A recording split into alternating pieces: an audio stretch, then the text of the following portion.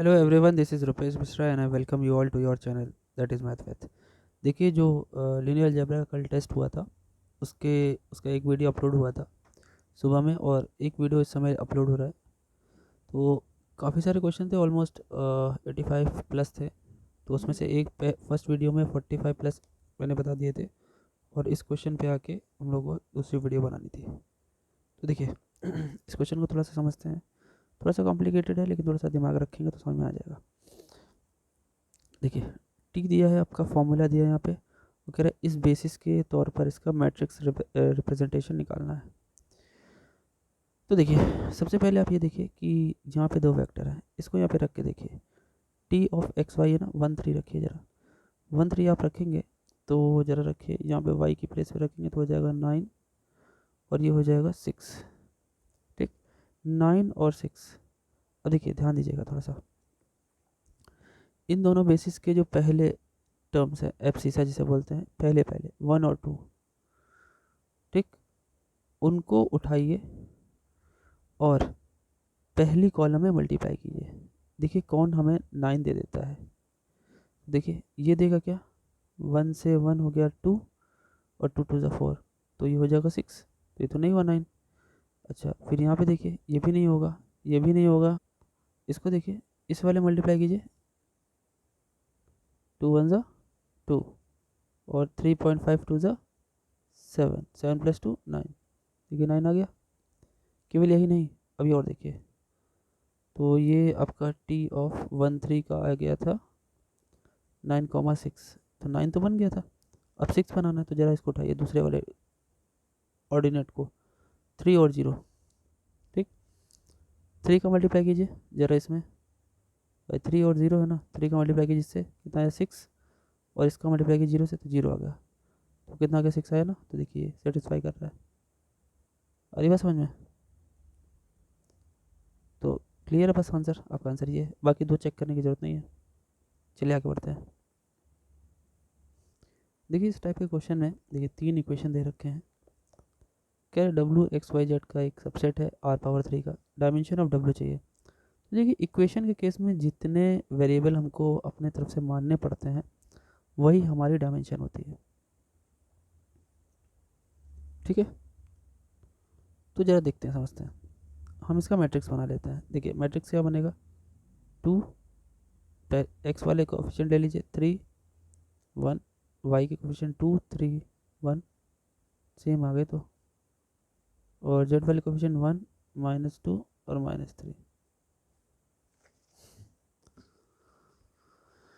ठीक है, तो अगर आप देख पा रहे होंगे कि ये इसका जो पहला कॉलम और दूसरा कॉलम एकदम सेम है, तो ये पक्का इसको अगर हम ऑपरेट करेंगे तो ये जीरो जीरो तो ज़रूर बनेगा। मतलब अगर हम रो ट्रांसफॉर्मेशन ना लगा करके कॉलम ट्रांसफॉर्मेशन करें, तो एक कॉलम तो पूरी की पूरी ज़ीरो हो ही जाएगी। ठीक, अगर ऐसे लिखा जाए, वापस इसको अगर हम बनाएं इक्वेशंस, तो क्या बनेंगे देखिए। एक्स वाला टर्म तो सारे ज़ीरो कर दिया हमने, एक्स वाला जो कॉलम था वो ज़ीरो कर दिया। बाकी जो बच रहा है उसको लिख लीजिए। ये क्या है, 2y + z = 0। उसका दूसरा क्या बन रहा है, 3y - 2z = 0। और उसके बाद लास्ट वाला क्या है, y - 3z = 0। 3 बन रहे हैं। अब तीनों को अब सॉल्व करेंगे तो क्या आने वाला है, या सिंपली अगर देखें आप, तो तीनों एक ही जैसे बन रहे हैं, y z y z y z. तो अगर हम ध्यान से देखें तो ये तो सॉल्व हो ही जाएंगे, लेकिन एक्स कहीं से भी आंसर नहीं निकलेगा। वाई और जेड तो भाई देख लीजिए, सॉल्व करेंगे, अब वाई की वैल्यू भी जीरो आएगी और जेड की वैल्यू भी जीरो आएगी। वाई भी जीरो ही आएगा, जेड भी जीरो आएगा, लेकिन एक्स कहीं से भी निकलने वाला नहीं है ना। तो हम क्या करेंगे, कोई एक हमें मानना पड़ेगा।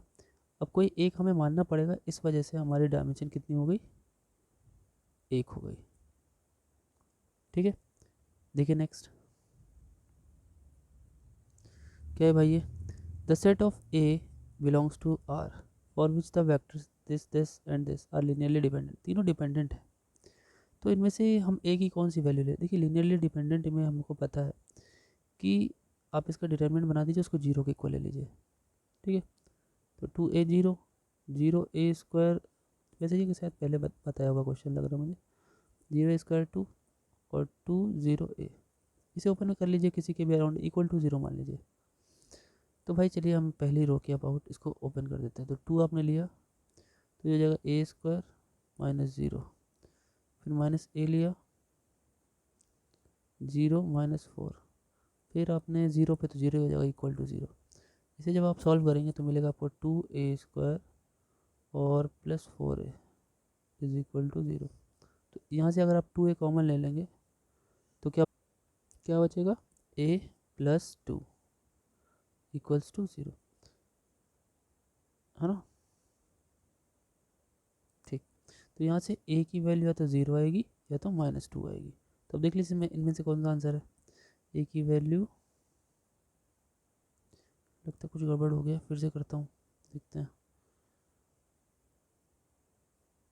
एक बार और करते हैं। देखिए 2a 0, 0a स्क्वायर 2 और 2 0a, फिर से ओपन करते हैं एक बार, ठीक है। तो ये 2 हो गया, और यार सॉरी यहाँ पे a क्यूब हो गया ना, ये नहीं देखा था मैंने, स्क्वायर लगा दिया था, यही गलती हो रही थी, ठीक है ना। तो मुझे याद आ गया, वैसे ये क्या बना था, एट लास्ट बना था ये, मैं दिखाता हूँ आपको, बना था ये 2a cube plus 4a is equal to 0। तो यहाँ से क्या निकल के आया था, 2 हमने कॉमन लिया था, a 2a कॉमन लिया तो a स्क्वायर प्लस 2 बचा था। तो यहाँ पे क्या क्या मिला, या तो यहाँ पे a इज इक्वल टू 0 हो, है ना, या तो a square is equal to -2 हो। ठीक, अब समझते हैं, अगर हम a 0 रख देते तो क्या होता, क्योंकि यहाँ से दो ऑप्शन आ जाएंगे। देखिए a की वैल्यू क्या आई, a की वैल्यू 0 आई और एक a स्क्वायर की वैल्यू -2 आई। तो या तो ये वाला ऑप्शन या तो ये वाला ऑप्शन, कौन सा सही होगा समझिए। अगर a की वैल्यू आप 0 रख देते तो होता क्या, यहाँ 0 रखते, यहाँ 0 रखते और यहाँ 0 रखते,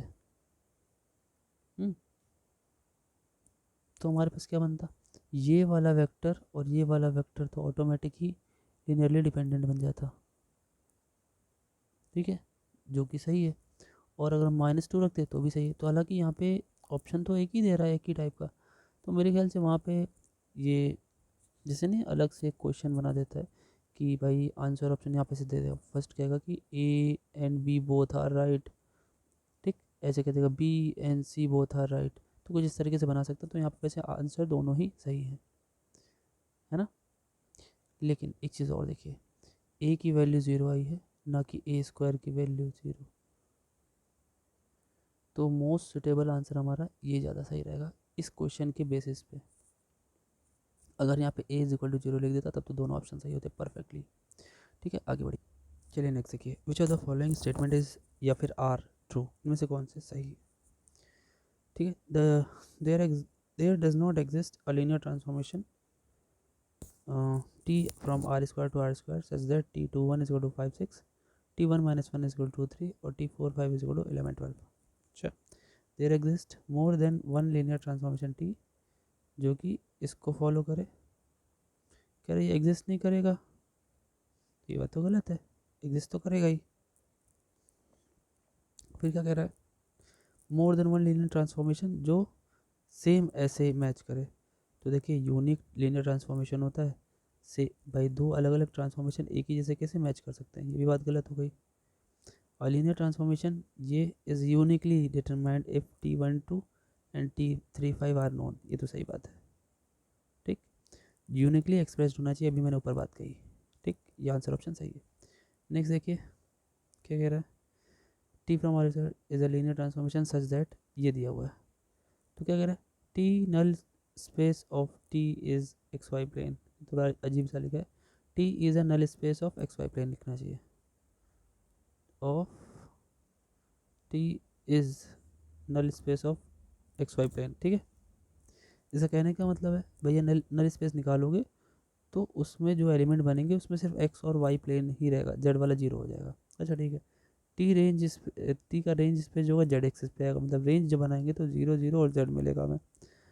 और तीसरा कह रहा है टी का रैंक जो है वो 3 है, तो सबसे पहले आप एक चीज़ देख लो, ये क्वेश्चन में मिसप्रिंट क्या है, बड़ी अच्छी मिसप्रिंट है। मिसप्रिंट ये है कि यहाँ पे 3 टपल है, यहाँ पे r⁻2 लिखा है, तो इसे आप 3 कर लीजिए, ठीक है।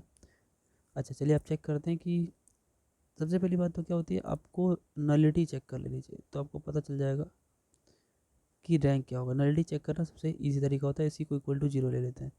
इक्वल टू 0 लेंगे तो a minus C is equal to 0, B plus 2c is equal to 0। Descriptive में मैंने इसको अच्छे से समझाया, एक बार ही ज़रूर देख के जाइएगा अगर आपके पास टाइम हो तो। इतना हो गया। अब इसको अगर हम सॉल्व करें, अगर हम पहले इक्वेशन और तीसरे इक्वेशन को सब्ट्रैक्ट कर दें तो ए सी सी कट, बी की वैल्यू आ जाएगी 0, बी की वैल्यू 0 यहाँ उठा के रखेंगे तो सी की वैल्यू आ जाएगी 0, बी और सी दोनों 0 हो गए तो ए की वैल्यू भी आ गई 0।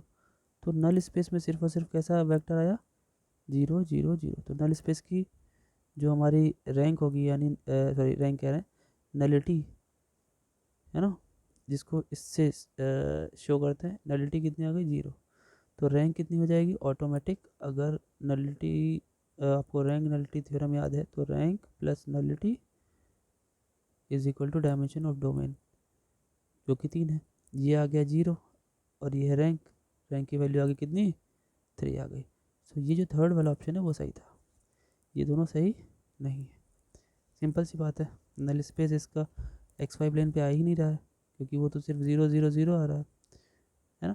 ये बात क्लियर है ना, ठीक। सिंगुलर का क्या मतलब होता है, सिंगुलर का मतलब सिंपल सा होता है कि कर्नल जो हो या कर्नल बोल रहा हूँ, ये 1 1 आना चाहिए, 1 1 मैपिंग आनी चाहिए, ठीक। और एक बात होता है और होता है, इसका मतलब 0 पे ही 0 देता है, मतलब x की वैल्यू 0 हो तो tx हमारा 0 होता है, ठीक। तो हालांकि रैंक 3 आ गया तो हमें और कुछ चेक करने की ज़रूरत नहीं है, ठीक से किए। कह रहे हैं विच of the following is not a linear transformation. देखिए बड़ी सिंपल सी इसको चेक करने का तरीका होता है, इनमें से कौन सा नहीं है। तो देखिए ये दोनों वेक्टर एक साथ मल्टीप्लिकेशन में, ये चीज़ कभी भी नहीं हो सकता, ठीक है, ये कभी भी नहीं हो सकता। वेक्टर स्पेस भी नहीं है, लीनियर ट्रांसफॉर्मेशन की तो बात की है, बाकी सब देखिए सिंगल सिंगल लिखे हैं। 0 वाला तो पक्का होगा हमारा, तो यानी कौन सा नहीं होगा लीनियर ट्रांसफॉर्मेशन, ये वाला नहीं होगा, क्योंकि वाई जेड एक साथ गुड़े में लिखे हैं, जो कि नहीं हो सकता। नेक्स्ट देखिए, अब कह रहा है देखिए इसका रैंक निकालना है भाई, रैंक निकालना है। तो देखिए ये लाइन तो 0 ठीक है, हम लोग थोड़ा सा कोशिश करते हैं इसको 0 बनाने की, इससे 4 गुना यहाँ घटा दीजिए, 4 गुना यहाँ घटा दीजिए, जब घटाएंगे तो 0 वाली लाइन तो 0 ही है, फिर ये आपका 0 हो गया, यहाँ कोई फ़र्क पड़ेगा नहीं, ठीक। 1 0 0 0 और यहाँ पे 0 0 3 और 0, ठीक।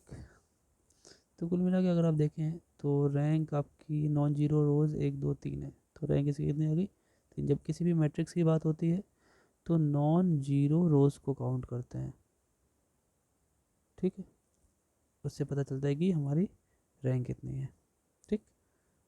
क्लियर बात, ठीक। आगे देखिए, क्वेश्चन रीड कर लीजिए, विच of the following is not a linear transformation. भाई वही फिर से आगे देखिए, बड़ा सिंपल तरीके से कह रहा है कि इसमें से कौन सा लीनियर ट्रांसफॉर्मेशन है, आप ही बता दीजिए। इसमें तो सब अलग अलग सिंगल सिंगल लिखे, ये तो ठीक है, ये भी ठीक है।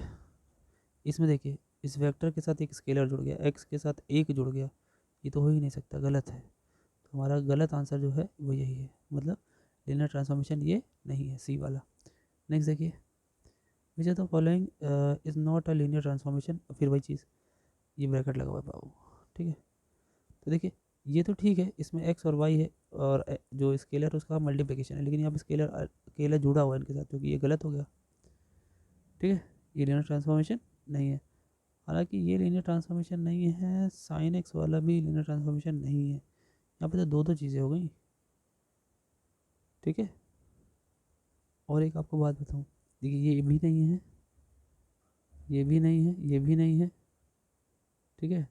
और यहाँ पे तो 3 लिखा है, ये तो ऑप्शन ही गलत है, यहाँ पे 3 लिखा है, ये भी ऑप्शन गलत है, क्या कि यहाँ पे लिखा है r⁻3, तो r⁻2, तो गलत सही कैसे हो सकता है ना। तो यहाँ तो सारे गलत हो, यहाँ पे लिख देना चाहिए कि ऑल ऑफ दी अबव, एक ऑप्शन 5वां ये बना दीजिए, ई ऑप्शन बना दीजिए और इसी को टिक मार दीजिए, ठीक है।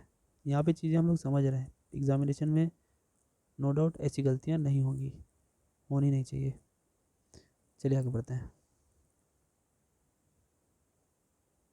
ये क्या है भाई, कह रहे कि let U and V are two finite dimensional vector spaces over the same field F and let T from U to V be a linear transformation, then which of the following is correct. मुझे correct कौन है, formula होता है ये, rank nullity theorem है। Rank T plus nullity T इसका to dimension of U होना चाहिए, यू डोमेन की डायमेंशन। तो यू वाला कहाँ, यहाँ पे है, rank T plus nullity T, तो आंसर ऑप्शन सी। ठीक है, नेक्स्ट देखिए, ये क्या है भाई, consider the linear transformation T from R power four to R power four, R power four से आर पावर फोर में, यानी फोर टपल वाला है, तो उसको इन्होंने ऐसे दिया है, पहले दूसरे बचे हैं, बाकी सारे जीरो हो गए। चलिए अच्छी बात है। Then which of the following is correct, correct कौन सा है, कह रहे नलिटी जो है, रैंक जो है वो नलिटी से बड़ी है। ठीक है, दोनों तीन तीन है, दोनों तीन तीन तो हो ही नहीं सकते, क्योंकि ऐसा तीन तीन होगा तो तीनों का तीन तीन जोड़ करके छः आएगा, जो कि डायमेंशन डोमेन की तो है नहीं, दोनों दो दो हैं।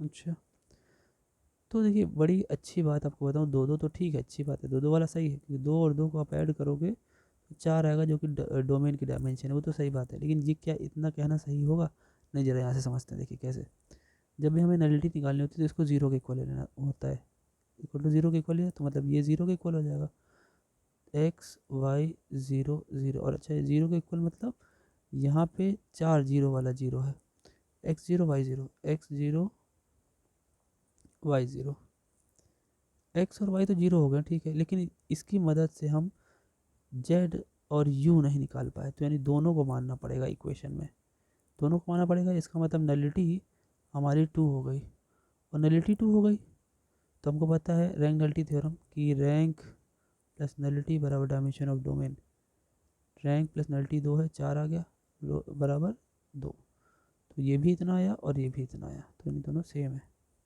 इस टाइप के क्वेश्चन एक एग्ज़ाम में ज़रूर मिलेगा, तो अच्छे से पढ़ के जाइएगा।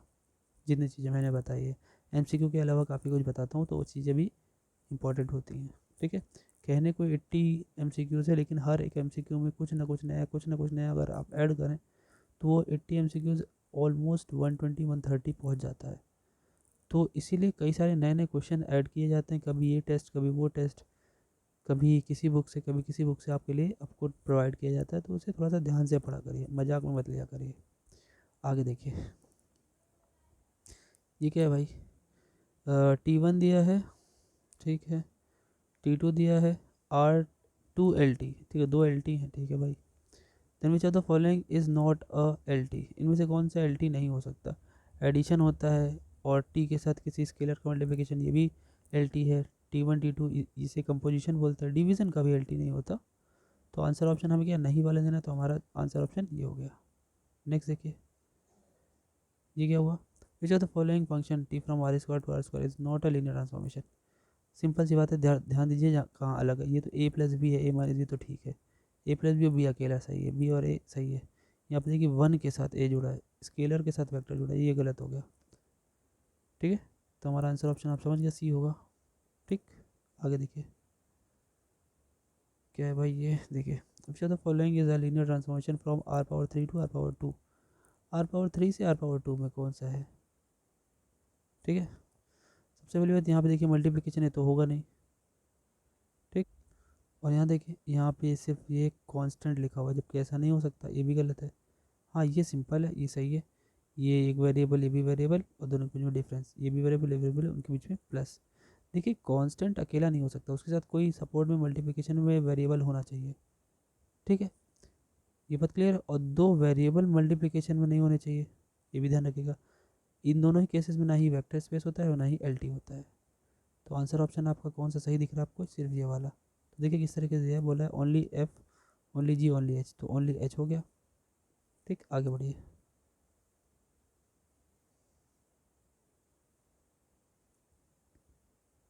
ये क्या है, कह रहे हैं कि लीनियर ट्रांसफॉर्मेशन दिए हैं, ठीक है, दो तरीके का दे रखा है, एक ये, देन इनमें से कौन सा इसको सेटिस्फाई करेगा। देखिए आप रख के देख लीजिए ना, वन जीरो रखिए, वन वन आना चाहिए, और जीरो वन रखिए, माइनस वन टू आना चाहिए।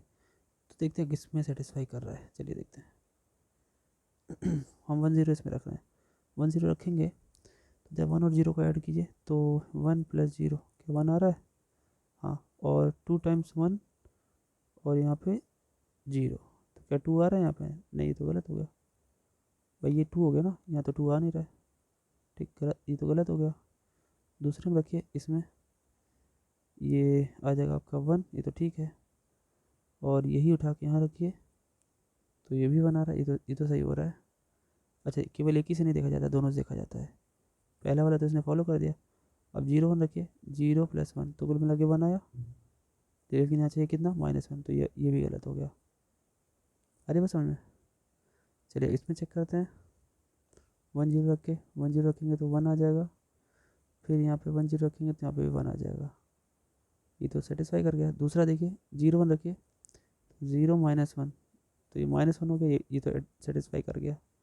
और यहाँ पे रखिए 0 और 1 तो 2 हो गया, यानी यही वाला सेटिस्फाई कर रहा है। 0 और 1 रखेंगे तो ये 2 हो जाएगा, तो दोनों को सेटिस्फाई करे कौन, ऑप्शन नंबर 3 वाला। ये इस टाइप के क्वेश्चन भी महा इंपॉर्टेंट है, एग्जामिनेशन में धरे ऐसे क्वेश्चन लॉन्ग में भी आया करते थे खूब, ठीक है, अब भी आएंगे एमसीक्यू में, क्योंकि पेपर सेटअप करने वाले अभी वही पुराने टीचर्स हैं, तो दिमाग में यही रहेगा कि जो पुराने में लॉन्ग में दिया जाता था वही चलो एमसीक्यू बना दिया जाए, क्योंकि उन्हें आपकी वैल्यू को बढ़ाना है। तो वैल्यू अभी तक जो बढ़ती थी, क्या वो कम बढ़ती थी, नहीं, एक से एक तेज तर्रार लोग थे, तो वही पैटर्न अभी भी रहेगा, एमसीक्यूज बस उसी में से बना दिए जाते हैं। तो जो इम्पोर्टेंट पहले था वो अभी भी इम्पोर्टेंट है, याद रखिएगा इसको। चलिए आगे देखिए, नेक्स्ट क्वेश्चन क्या है भाई, let the linear transformation D from r⁴ से r⁴ में है, तो ये 3 दे रखा है। अच्छा भाई, चलो चेक कर लेते हैं। 0 0 1 रखने पे 0 0 किस में आ रहा है, 0 0 1 रखिए, चलिए पहले में रखते हैं 0 0 1, मतलब जेड की जगह 1, तो ये तो 0 हो जाएगा, ये भी 0 हो जाएगा, ये भी 0 हो जाएगा, और ये भी 0 हो जाएगा, तो ये तो सेटिस्फाई कर गया इसमें। अच्छा भाई, तो लेकिन आपको एक बात बताएं, जब इसमें सब जगह एक्स वाई ही है, कहीं जेड है ही नहीं, तो इसकी मदद से सब जगह तो 0 0 आएगा, तो ये तो सब में सेटिस्फाई कर रहा है, ठीक। और कोई उठाइए, उसको सेटिस्फाई करेंगे, फिर और कोई उठाएंगे, उसको सेटिस्फाई करेंगे। ओके चलिए इसको देखते हैं, शायद ये वाला ही हो जाएगा, इसी से पता चल जाएगा। 1 0 0 रखिए ज़रा, 1 0 0, तो 1 0, तो ये तो 1 बचा, फिर 1 -1, देखिए यहाँ पे नहीं आ रहा है, 1 तो मिल गया लेकिन ये -1 नहीं मिल रहा है, तो ये गड़बड़ हो गया, ये गड़बड़ हो गया। और दूसरे में रखिए यही चीज़, 1 0 0, तो ये 1 आ जाएगा, 0 यानी 1 हो जाएगा, और यहाँ पे हो गया अपना 1 यानी 2, 1 भी मैच कर गया, 2 भी मैच कर गया। तीसरा देखिए y 0 है तो 0, तीसरा भी मैच कर गया, फिर रखिए 1 और ये 0 4, ये भी मैच कर गया, ठीक है। लेकिन इसको भी मैच करना है आपको, तब जा करके हम इसको कह पाएंगे, ठीक। तो ये बाकी का मैं आपके ऊपर छोड़ रहा हूँ, ओके। तो ये आपको लगा करके, और जब भी आप सॉल्व कर रहे हो एक बार कॉपी कलम लेके बैठिए। देखिए कभी भी जब भी क्वेश्चन आप सुन रहे होते हैं तो आप कॉपी कलम लेके बैठें और उसे सॉल्व करने की कोशिश करें पहले, अगर आपको उसकी कॉन्सेप्ट पहले बताई गई है, आपको पहले से आती है, ठीक है। आगे बढ़िए, ये क्या है भाई, t from r⁴ to r⁴ be a linear map defined by t x y z is equal to x x plus y in z, then तो देखिए कह रहा है t is on to but not 1 1, देखिए 1 1 तो है ही है, क्योंकि डायमेंशन 3 से 3 में जा रही तो 1 1 तो है ही।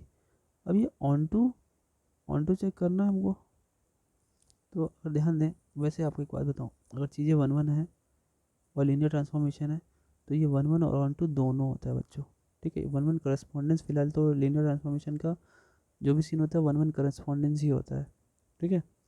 अब ये और भी तरीके थे समझाने के, लेकिन ये सिंपल तरीका ही है, दोनों की डायमेंशन सेम है तो वो ऑन टू पक्का होंगे ही होंगे, बस एक लीनियर ट्रांसफॉर्मेशन हमें डिफाइंड होना चाहिए, ठीक है। चलिए आगे बढ़ते हैं। नेक्स्ट क्या है, right matrix corresponding to the following linear transformation, इसके करस्पॉन्डिंग हमें मैट्रिक्स लिखना है। तो देखिए बड़ी सिंपल सी बात है, देखिए यहाँ पे x के साथ जो कोफिशिएंट है वो 2 है, यहाँ पे x के साथ कोफिशिएंट नहीं है यानी 0 है, और यहाँ पे x के साथ कोफिशिएंट 1 है। 2 0 1, तो 2 0 1 ये हो गया। ठीक है, और कहीं भी लिखा है क्या? 2 0 1, तो 2 0 1 वाला तो केवल यही है, ये भी गलत, ये भी गलत। अभी एक और चेक कर लीजिए क्योंकि नन ऑफ दी अब भी हो सकता है आंसर। दूसरे में x2 के साथ जो लिखा है वो -1 है, यहाँ पे x2 है ही नहीं, 0 हो गया, और थर्ड वाले में x2 1 हो गया। देखिए ये भी कॉपी हो रहा है। और देख लीजिए यहाँ x3 के साथ -1 है, यहाँ पे x3 के साथ 3 है, और यहाँ पे x3 का टर्म है नहीं। देखिए पूरा का पूरा मैच हो गया, so the answer option is a. Clear है बात भाई? आगे बढ़िए। क्या है ये? Find the value of P for which the rank of the matrix is 1। कह रहा है कि इसकी मैट्रिक्स की रैंक जो है वो 1 है। कब हो सकती है? जब पी की क्या वैल्यू हो। अच्छा, सबसे पहली बात तो ये 3x3 का है, अगर इसकी रैंक 3 आ जाती तो लीनियरली इंडिपेंडेंट होता, लेकिन अगर ये कम आ रही है तो इसका मतलब इसकी वैल्यू पक्का 0 आएगी। तो 3PP, ये इनडायरेक्ट वे में ऐसे वो बोलना चाह रहा था, P3P और PP3। जरा यहाँ पे तो सॉल्व करते हैं, आप इसे सॉल्व करेंगे। मान लीजिए डिटर्मिनेंट बना है, ठीक है, इक्वल टू 0। सॉल्व करिए, पहले 3 ले लीजिए, 3 लेंगे तो ये 3 3 9 माइनस पी स्क्वायर। आगे बढ़िए, -p, तो इसको लेंगे तो ये ख़त्म और ये ख़त्म, तो 3p minus P square.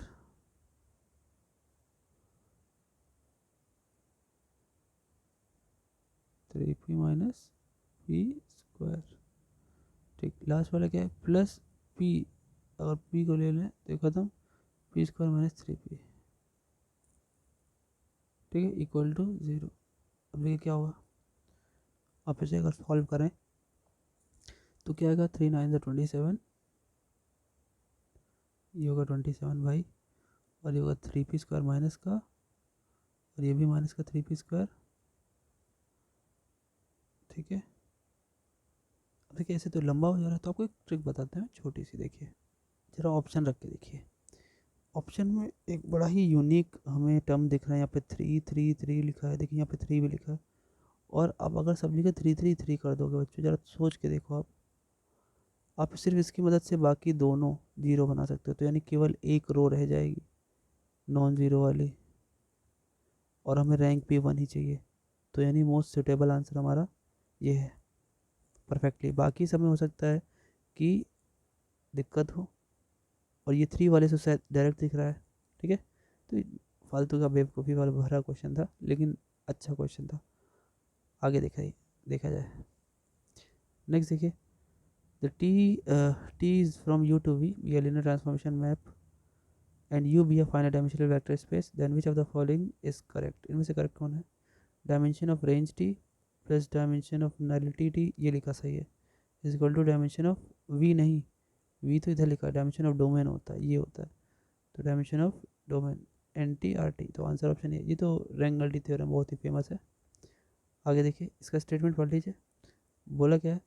Consider the linear transformation R⁴ से R⁴ में जा रहा है। ठीक है, तो क्या है देख लिया हमने, ये है R⁴ से R⁴ में जाने वाला।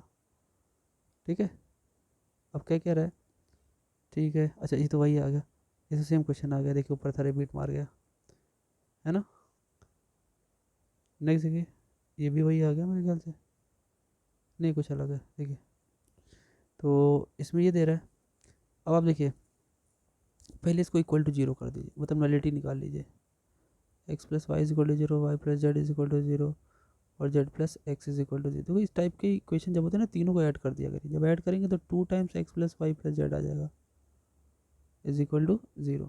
अब X plus Y plus Z is equal to 0 हो जाएगा। अब इसमें एक एक करके तीनों इक्वेशन को पूरा पूरा माइनस कर दीजिए। पहली इक्वेशन पूरी माइनस करेंगे तो एक्स वाई से एक्स वाई कट जाएगा, तो केवल जेड आ जाएगा, जेड की वैल्यू 0 आ जाएगी, जेड की वैल्यू 0 आ जाएगी। ऐसे ही एक्स की वैल्यू 0 आ जाएगी, और ऐसे ही वाई की वैल्यू भी 0 आ जाएगी। तो ये तीनों 0 हो गए। नलिटी के केस में आपका आंसर क्या है? तीनों के तीनों 0 हो गए। तो नल स्पेस में जो होगा हमारे पास सिर्फ और सिर्फ 0 0 0 वेक्टर ही होगा, 3x3 वाला। तो रेंज स्पेस, यानी अगर हम बोलें कि नलिटी जो आएगी न्यू, ये तो 0 आ गई। अब हमको पता है rank plus nullity is equal to dimension of domain, domain यानी ये, तो 3 आ गई। तो यानी कुल मिला के न्यू 3 है, न्यू 0 है, तो रो इक्वल टू 3 आ जाएगा। तो आंसर ऑप्शन क्या होना चाहिए? नलिटी तो 0 आ गई, नलिटी 0 और ये रैंक हमारी 3, आंसर ऑप्शन डी। नेक्स्ट देखिए, क्वेश्चन बोल रहा है कि let A B are 7x6 matrix such that ax is equal to 0 has only the trivial solution. Trivial मतलब जीरो सोल्यूशन, ठीक है, सारे के सारे जीरो। ट्रिवियल मतलब ऑल जीरो, ठीक है। What is the rank of A, ठीक है, रैंक ऑफ ए क्या होता है? तो ऐसे में देखिए दोनों मिनिमम जो होता है बच्चों, मिनिमम ऑफ 6 और 7, देखिए 7 उसमें रो है, 6 कॉलम है। तो मैंने आपको इसका फॉर्मूला बताया, जो रैंक का फॉर्मूला होता है बच्चों वो इन दोनों में मिनिमम होता है। तो आंसर ऑप्शन क्या हो जाना चाहिए? 6। क्यों? क्योंकि बड़ी सिंपल सी बात है, अगर वो 7 है तो अलग बात है, अगर वो 6 है इसका मतलब उसका एक रो 7 वो भी रहा होगा, उसका एक रो 0 हो गया होगा, वो हट गया होगा। तो उन दोनों में कुल मिला के रैंक उसी की देखी जाती है जो सबसे कम हो, ठीक है। ऐसे देखिए सेम क्वेश्चन नीचे लिखा है, इसमें क्या कह रहा है, ये मैट्रिक्स जो भी है इसकी रैंक 4 है, ठीक।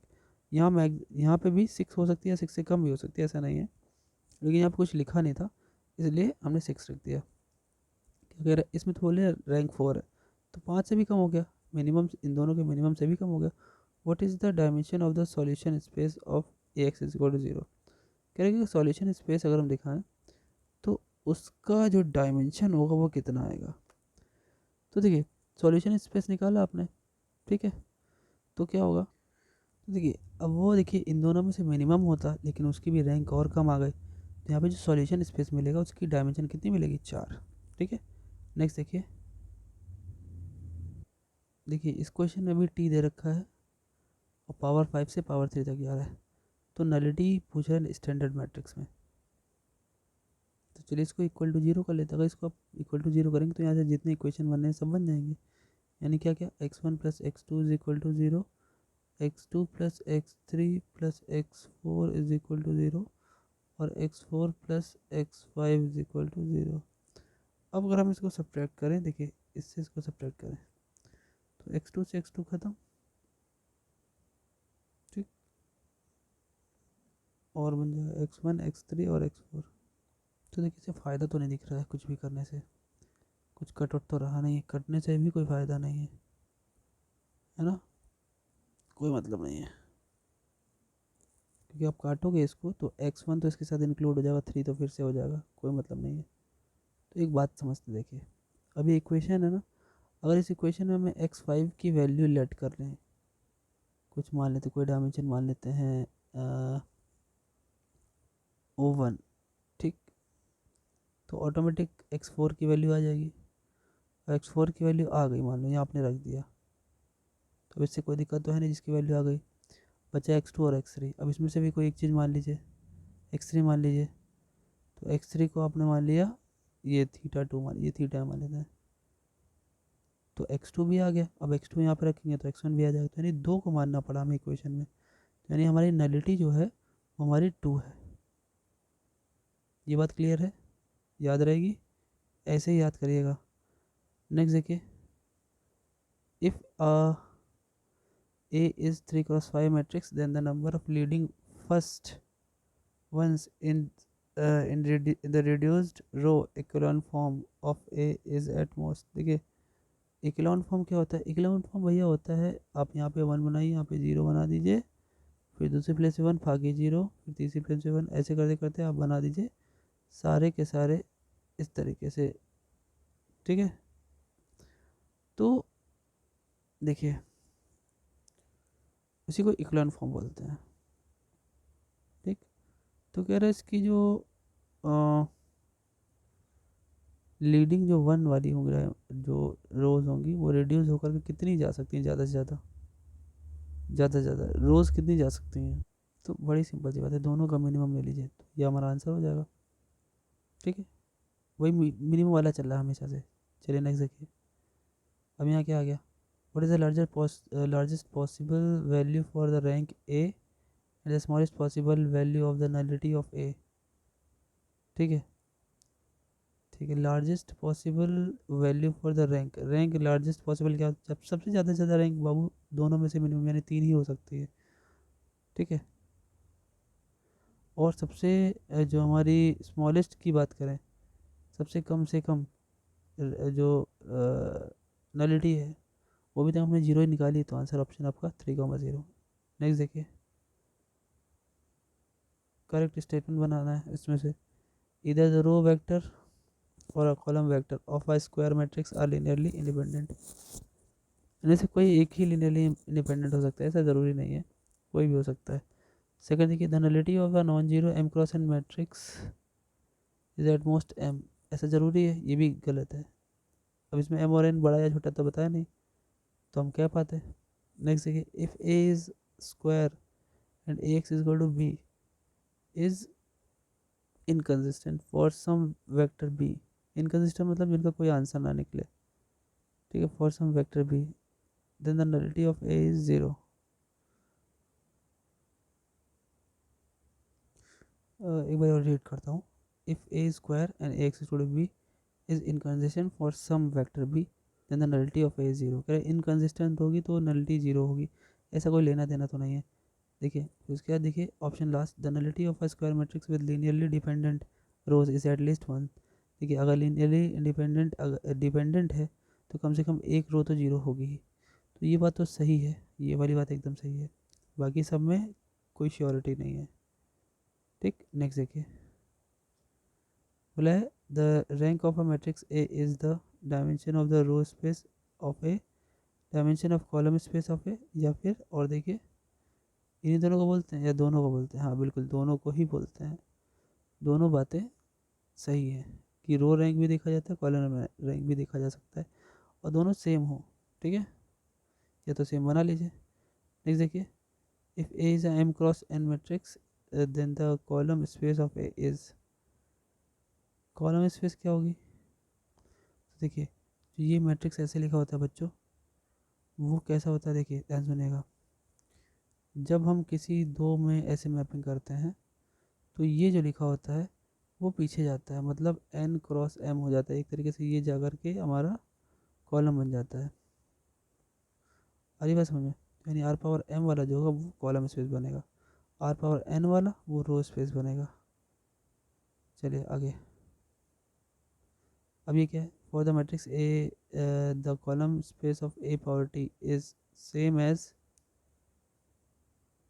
तो देखिए ट्रांसपोज है ना भैया, ट्रांसपोज क्या करता है, रो को कॉलम में बदलता है, कॉलम को रो में बदलता है, तो अगर कॉलम स्पेस की बात करें उसके बाद ट्रांसपोज लगा देते हैं, वो किस में बदल जाएगा, रो स्पेस में बदल जाएगा, तो आंसर ऑप्शन आपका ए हो जाएगा। ये तो मैट्रिक्स में ही पढ़ा है, बड़ी सिंपल सी चीज़ है। नेक्स्ट देखिए, कह रहा है A is M cross N matrix then the null space of A is, null space क्या होगा, तो देखिए नल स्पेस क्या होता है, सब स्पेस होता है ना इस वाले का, इधर और इधर, देखिए नल स्पेस इसका सब स्पेस होता है और जो रेंज स्पेस होता है वो इसका होता है, तो लेफ्ट वाले का है तो इसका आपका सब स्पेस हो जाएगा बी वाले का।